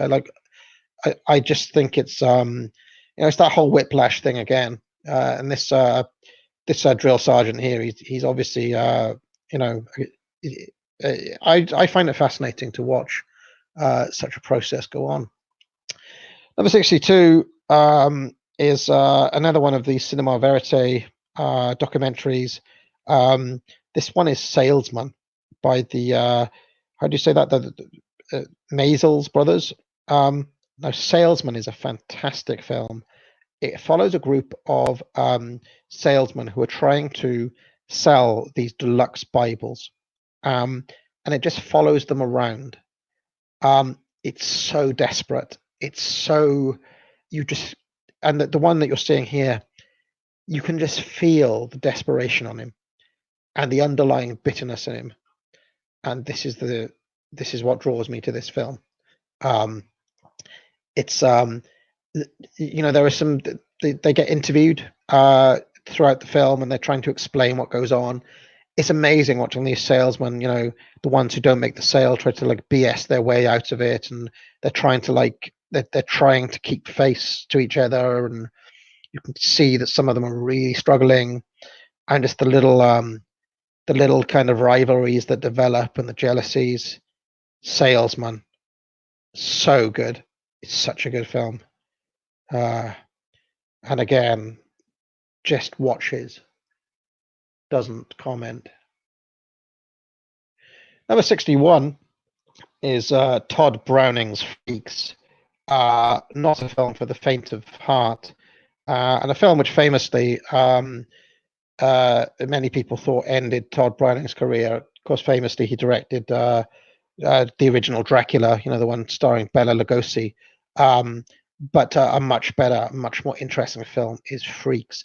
Now, aside from the fact that you see all of these people working in this, it's set around a circus, a traveling sideshow, and the people in the film are genuine, quote unquote, freaks. They're sideshow attractions, people with all sorts of unusual deformities and ailments, and it's really quite harrowing. I mean, it's like you're watching these people. These were clearly real people. Like this one I've pictured here. They were clearly people who made their living in these sideshows. And one of the interesting things about Todd Browning is I think he grew up like in and around the circus, so he was aware of this very weird carnival world of the circus. But there's a woman I seem to recall in Freaks who's she wants to kind of exploit and kind of she sees herself above all of the freaks, and then they teach her a very nasty lesson. I don't want to give away what happens in the film, but I mean it was banned at the time, famously caused an outrage. I think it was banned in Britain for about 30-40 years. They reassessed it in the 60s. I'd be interested to know what the social justice crowd would make of Freaks today, because it's but again, I like it because it doesn't look away, gets into kind of interesting areas, like for example how the sideshow and the circus actually gave these people like a lease of life. It gave them something useful to do. It gave them an opportunity to like make money from their predicament, if you want to put it that way. But there are some very sinister thing that goes on in Freaks. It's I designated it as a horror film, but it's really kind of in a category on its own. I can't think of any other films like it. So number 61, Freaks. Everybody must watch Freaks at least once. Let me pause for the super chats. Dylan98 says, has the Joker or Ouattih made the list? I can exclusively reveal, Dylan, that one of those films has made the list. And Charlemagne says The Usual Suspect and Primal Fear are better movies where the bad guy wins. Yeah, come on, maybe, but are they as fun? Are they as fun? No, because neither of those films have Palpatine in them, do they, Charlemagne? So let's keep on going.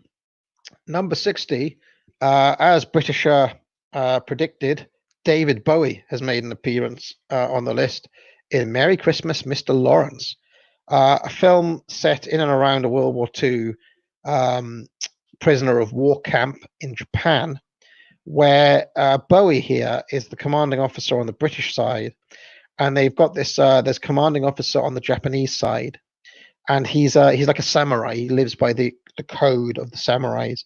Very honourable guy, and he kind of has a grudging respect for the Bowie character, but he wants to try to break him because he's trying to break his spirit, and he can't.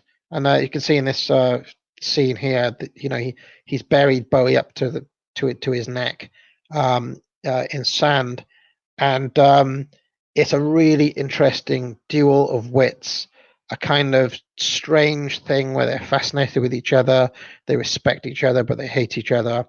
And I really like films that look at like two characters' duel of wills in this way. And Merry Christmas, Mr. Lawrence is very interesting for that. It's interesting whether it's kind of a weird film. It's kind of dream-like sequences, and you go back to like Bowie's childhood and all this sort of stuff. Great little hidden movie. Nobody really talks about it much. I never see it crop up on lists or anything. I've always enjoyed it, and yeah, there's a really another interesting Japanese character in the film, who's the prison guard, and the interactions between Bowie's character and this prison guard are also like well worth, and that's where the title comes from, because he keeps on trying to say to him, "Merry Christmas, Miss Ars," So let's keep on going. Number 59 is This Is England.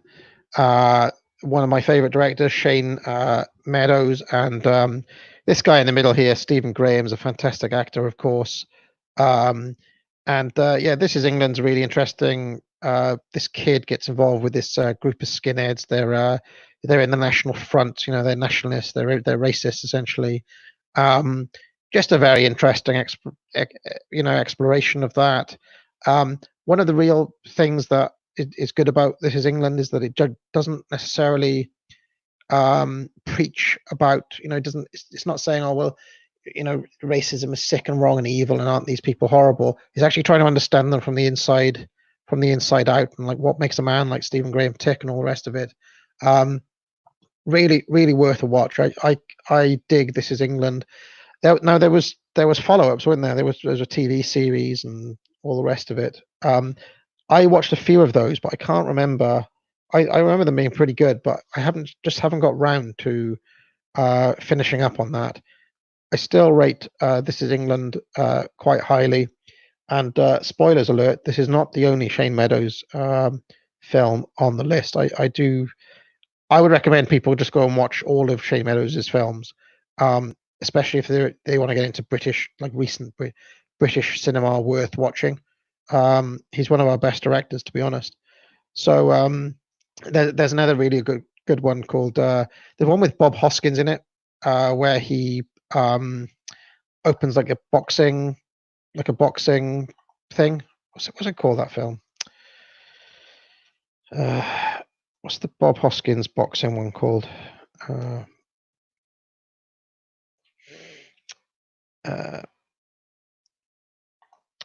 Anyone? 24/7, is it? 24.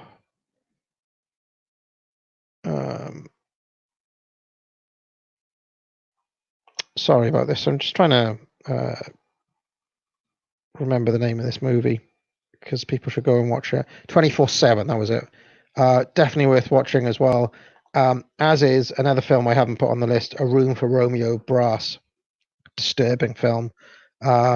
as is Summerstown. I mean, Shea Meadows, everything he's made is worth watching, really. So, number 58 is Taxi Driver, especially interesting film to watch today in 2020. And really quite a reactionary film. Quite kind of this guy, he's sick of seeing like the filth and the degeneracy around him. Basically wants to clean up the streets. Takes it upon himself. Interesting film, very interesting film. Great performance by De Niro. Now, Scorsese. One thing I will say about Taxi Driver is that it's quite slow. I was saying about like slow pondering shots and things. Scorsese really does kind of linger, but I kind of like it in Taxi Driver. I like what it's lingering on, and it's low key getting at some pretty reactionary themes, I would say. I'd be interested to see somebody like Black Pilled or even maybe Morgoth review Taxi Driver today. That would be something. That'd be something interesting to see. But yeah, one of Scorsese's best. Number 57, another Ray Winstone vehicle, his first one, Scum, directed by Alan Clark. There's actually two versions of this. There's one they made for TV in 1977, and there's with this one. I prefer the second one because it is more violent, more brutal, more extreme, if you want to put it that way. He lives, his life in this Borstal, like young offenders institution.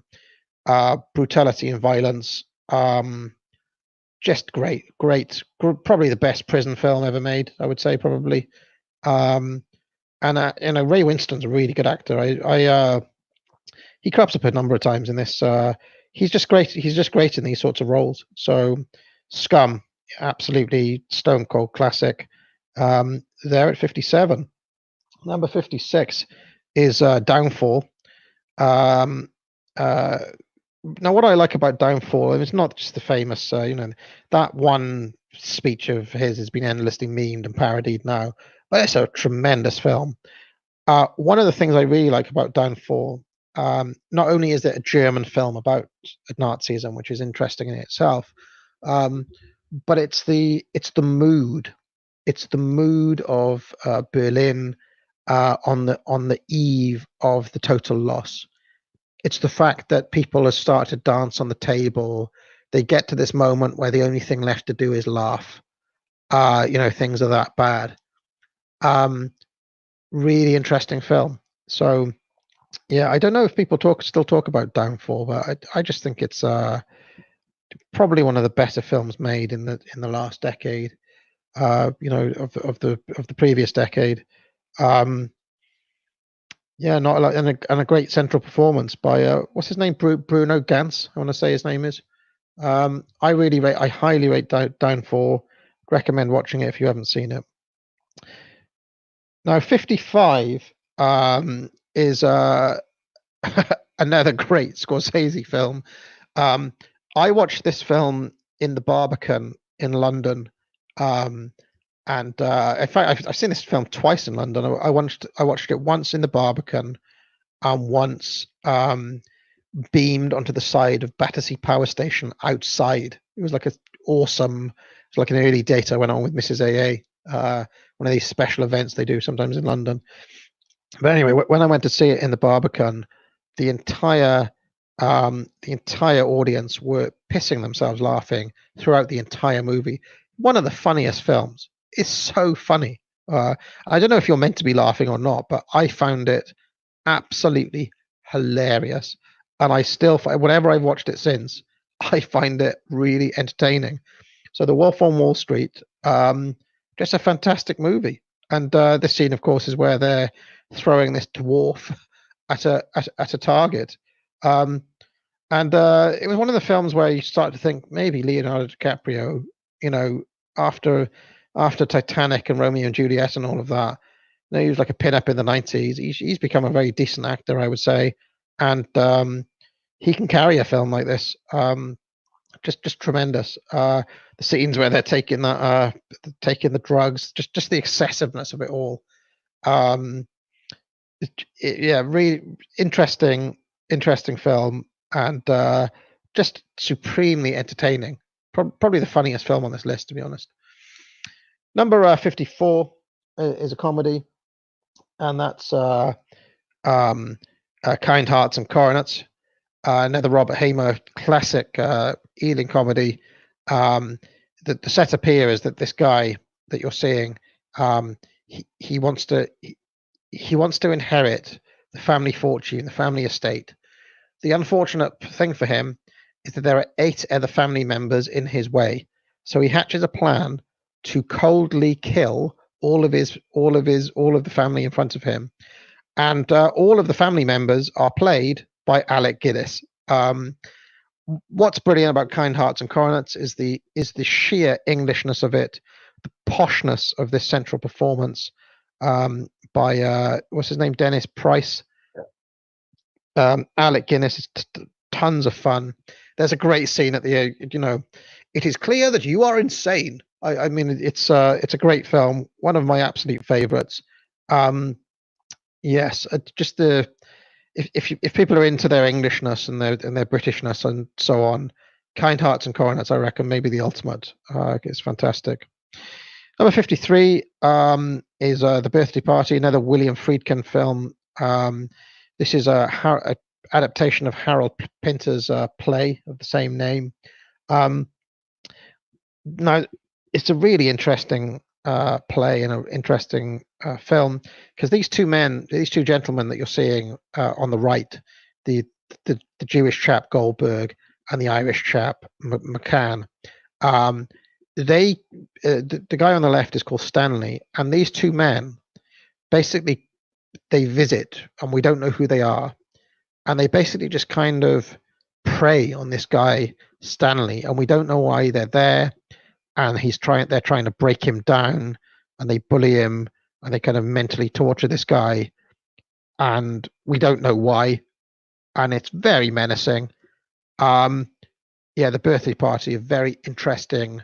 Maybe it's a metaphor for what society does to us all, or something. I don't know, but I strongly recommend the Friedkin version. I think he directs it very well, and I love the performance of the 3 central guys here.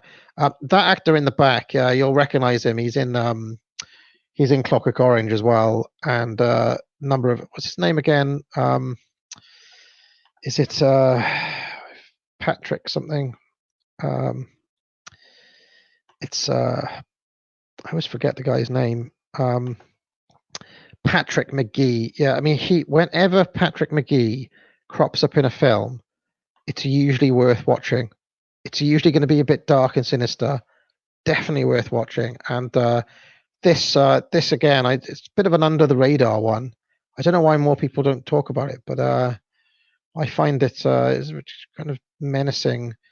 All sorts of dark things go on. So number 52, on a slightly lighter note, is Disney's Alice in Wonderland. Now, I will note that I've tended to note directors all the way through this. Walt Disney did not direct Alice in Wonderland; he was the producer. In most of the Disney films are directed by about 10 people, like unit directors and various different animators and things. So it's just easier to put Walt Disney. So that's why I put Disney there. I very highly rate the Disney Alice in Wonderland. It's probably the best film version of it. Gets across the weirdness of the whole thing. It's dreamlike. It's strange. The depictions of the March Hare and the caterpillar and the Mad Hatter and the talking roses and the doorknob and the dodo and the Queen of Hearts and all the rest of it. The Cheshire Cat, all absolutely iconic. Never to be bettered in my view. And one of Disney's best. I don't know how, I know my friend Rose of Dawn is like a Disney aficionado. I don't know how people tend to rate Alice in Wonderland in the Disney canon, but for me, it's right up there with one of their very best works. Number 51, of course, is the classic horror film, The Wicker Man, from 1973. Now, again, this is a film that does things that few other films do. One of the things I'm really interested in it is that it's got a central character that we don't really care for. Like I always watch this film and I think maybe I want him to die. Maybe we, just like the members of this cult, want our man to be burnt. In the Wicker Man. Maybe we become part of them. That's the kind of scary thing that Wicker Man plays with. It's also just obviously great performances all around. Christopher Lee, I had to get him in something. He's in Revenge of the Sith as well, of course, but probably one of the better Christopher Lee roles as well. He's just superb as the leader of the cult. So yeah, Wicker Man, absolutely recommended. Let's dash through the next 10 and then we'll start wrapping this up. Number 50 is Groundhog Day. I really rate Bill Murray. I like him a lot. Great in everything, basically. Very good in Lost in Translation. And there's a hidden one called Broken Flowers, where he's just kind of trying to revisit old girlfriends that he's had. And there's something about that Bill Murray character, especially the older kind of more kind of dead behind the eyes Bill Murray character. But for me, the absolute best of all of his works is Groundhog Day. It explores some really interesting themes, some great set pieces which are really funny. The idea of living the same day again and again, lots of kind of high concept. And it's kind of quite funny for most of us that it was directed by Egon Spengler. So there we go. Groundhog Day, absolute classic. Probably one of the better kind of mainstream comedies ever made that I can think of. 49 is another Scorsese film, The King of Comedy. Now, obviously, lots of people have been talking about The Joker recently. I actually think The King of Comedy explores those themes in a more interesting way. It's a bleak film in many ways. The sad interior of this guy, Rupert Pupkin. What drives a man like this. The scenes where he's playing to just a completely empty room are, I think, quite they're weird. They're unsettling to watch. So for me, one of Scorsese's absolute best, and if Scorsese's racking up some appearances in this list, isn't he? But and a very good Robert De Niro performance. See, Robert De Niro, I guess, is the ultimate in you don't have to like the person, because obviously recently he's become like a real lol cow idiot recently, hasn't he, in his political stuff? But you can't deny the body of work that he has. And King of Comedy is definitely one of his career, one of the best parts of his career. Now, number 48 is John Wick. Now, some people may think this is a very high rating for John Wick, but I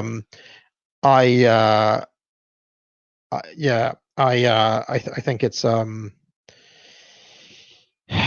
can I say? I was blown away when I saw John Wick. First of all, when I saw it in the cinema, it took me completely by surprise. It's a perfect action film from start to finish. It takes what they were doing in The Raid, and it kind of brought it to a kind of, and it's so slick and it's cool, and it doesn't apologize for itself. The plot is done and dusted in about 5 minutes at the start. Oh yeah, personal stuff. Here's a picture. Bang, let's go.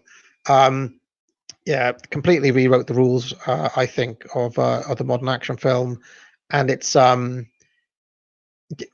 just again another film where it's mass. See, this is the interesting thing where they, people complain about, they're going to capture James Bond and they're ruining Star Wars and there are no more male heroes and all the rest of it. What about John Wick? I mean, John Wick, at a time when traditional masculine heroes were, starting to be ruined by social justice people, John Wick comes along and, well, here's a brand new one. Yeah, take that. So yeah, I just think John Wick is a tremendous movie. Number 47, the newest film on this list by a mile, is Once Upon a Time in Hollywood by Quentin Tarantino. Really interesting film, especially in light of what I was just talking about, traditional masculine heroes, a sense that white men are losing, a sense that white men are losing their culture, losing the things they love, losing their grip on power. And Tarantino just makes this love letter to Hollywood, and of course the villains in the movie are the kind of Manson crowd, this group of social justice warriors who are dealt with in the most hilarious Tarantino-ish ways possible. I love this film. I mean, it goes on quite a long time, but you're just kind of watching, Brad Pitt just be a Chad around the place and not apologize for it. And I don't know, there's something amazing about it's kind of not in a hurry. It's just not in a hurry, and it just luxuriates in its own kind of juices. And I like that. The whole sequence where we watch the DiCaprio character, he's this struggling actor and he's playing in a Western. I loved all those scenes as well, where we just kind of watch them on set and stuff. Yeah, probably Tarantino's best film in 20 years or something. Longer. Number 46 is 2001: A Space Odyssey, another Kubrick classic. Last time I watched this film, I actually went to a BFI event in London with Mrs. AA, and we watched it with a live orchestra.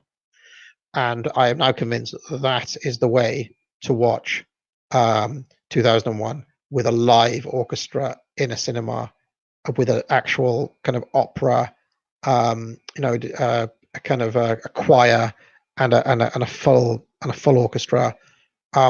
When Thus Spake Zarathustra, was getting going at the start, the hairs on my arms was standing out. It was just amazing. But aside from that, this is another film where you can just get lost kind of looking at the incidental kind of background, the furniture, the set design, and it asks some really interesting questions about humanity and what it's all about. And of course, Hal is one of the great movie villains of all time, isn't he? So 2001, obviously a classic. Number 45 is Fritz Lang's Metropolis.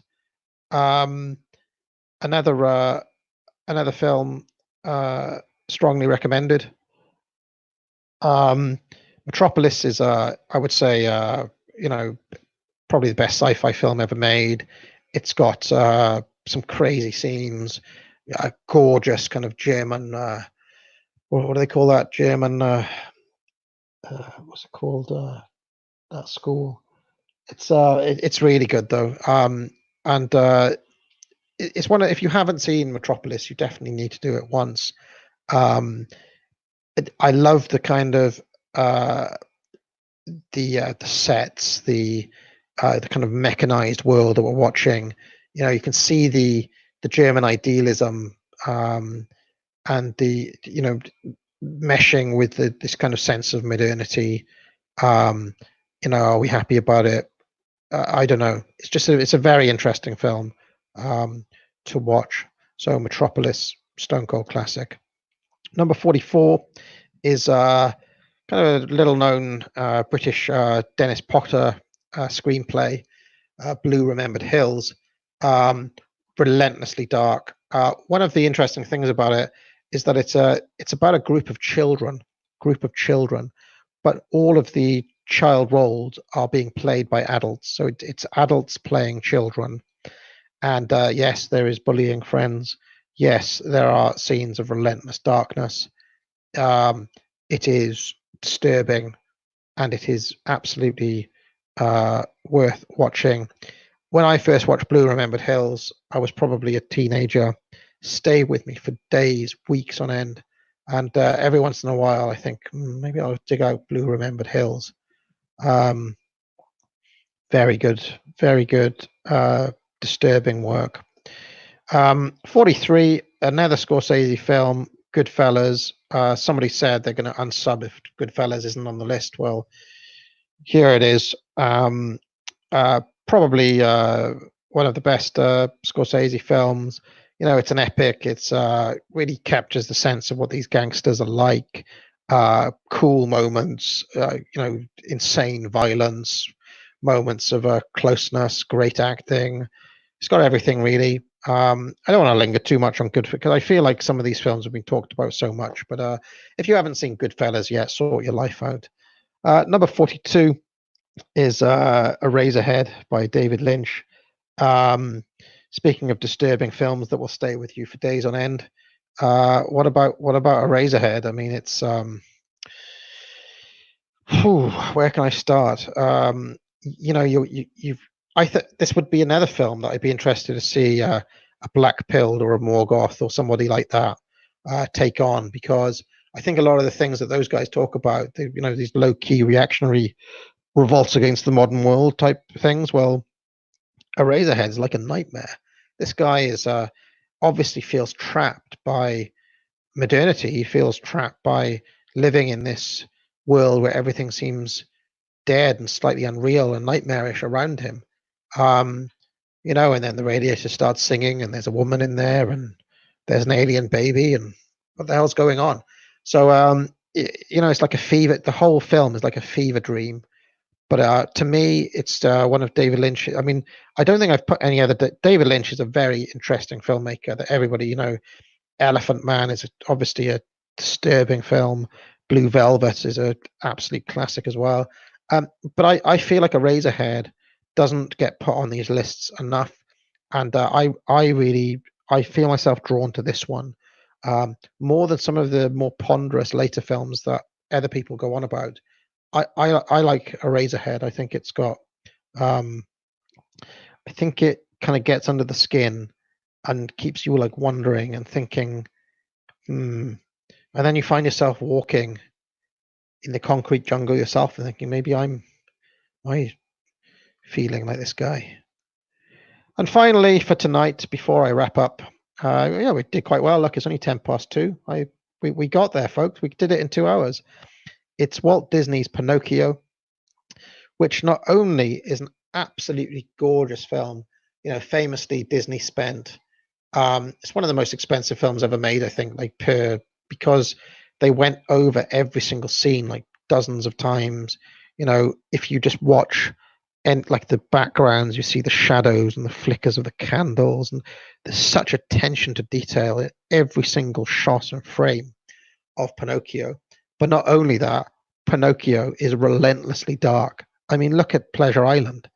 It's a tale of this young naive guy who's kind of groomed by this weird fox and sold into slavery, like he's sold into slave, the Stromboli character, and then the coachman is. I mean, and then the Pleasure Island is this, all of these kids who are smoking and drinking and up to no, and they're basically delinquents, and they get.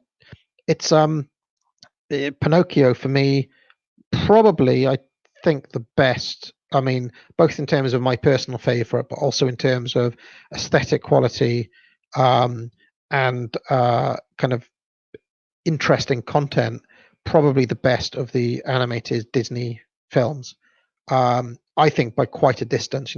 Snow White gets a lot of plaudits because it was the first one, but Pinocchio was the one. I think Disney put everything into it, all his heart and soul, everything. And a lot of people say, "Oh, well, Walt Disney was a Nazi and he was he was anti-union." Or for me, Walt Disney was a great artist. Forget about what has happened to his company since. The man himself was a visionary and a genius, in my view, and that is where we're going to end tonight with 41. If you try to go on, the rest of them are blank. Look, just in case I made the rest of them blank. So tomorrow night I will do 40 to number 1. I hope people have enjoyed this. You've got a lot of films to watch if you haven't seen them. If anybody's watched all 60 of those movies I mentioned tonight, then kudos to you. You know, every once in a while, people surprise me. Couple of uh, couple of super chats. Mike is sweet has said, "I know you're British and an intellectual, but you've said the word film 10,000 times. Throw in a movie here and there for." Well, the thing is, when you're speaking off the top of your head, it just comes. I tend to say film. You know, in my mind, a movie is more of like a kind of popcorn. It's more like a popcorn flick. I always think movie is like a kind of your Avengers Assemble, whereas a film is something more artistic. Maybe I'm wrong about that, but Charlemagne says, "Did you see the Korean John Wick, The Man from Nowhere?" No, I haven't seen that. Maybe I should check it out. So yes, let me know what you made of this, folks. Hopefully, people learnt a good bit. Let me know what you think. Hopefully, you'll have found something. I mean, when you're doing these lists, people are always going to disagree with you, and they're going to be outraged what's been left in and what's been left out. But hopefully, this was worth doing.